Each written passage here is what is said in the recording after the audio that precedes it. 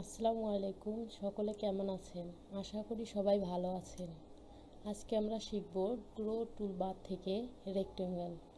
আমাদের ড্রয়িং করার প্রয়োজনে রেক্টেঙ্গেল খুবই গুরুত্বপূর্ণ একটি টুলস। সো আজকে আমরা রেক্টেঙ্গেল শিখব। রেক্টেঙ্গেল ড্র করার জন্য ড্র টুলবার থেকে এই রেক্টেঙ্গেল আইকনে ক্লিক করতে হবে। ক্লিক করার পরে ফার্স্ট পয়েন্ট সিলেক্ট করতে হবে, মানে রেক্টেঙ্গেলটি কোত্থেকে শুরু হবে তা ঠিক করে দিতে হবে।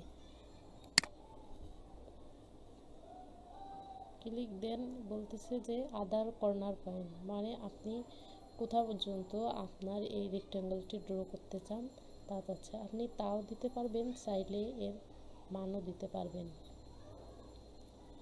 তো আমি মান দিচ্ছি, আমি একটি 5x3 রেক্টেঙ্গেল ড্র করতে চাই। তাহলে 5,3 এন্টার। আমার 5x3 রেক্টেঙ্গেল ড্র হয়ে গেছে। এখন পেশেরটা একটু ডাইমেনশনটা দেখি। দেখেন 5x3 মিটারের একটি রেক্টেঙ্গেল ড্র হয়ে গেছে। এবার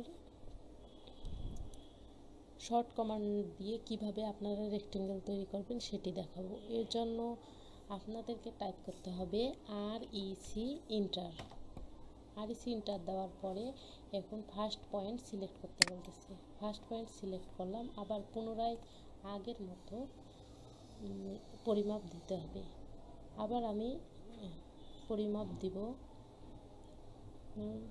5x4 এন্টার।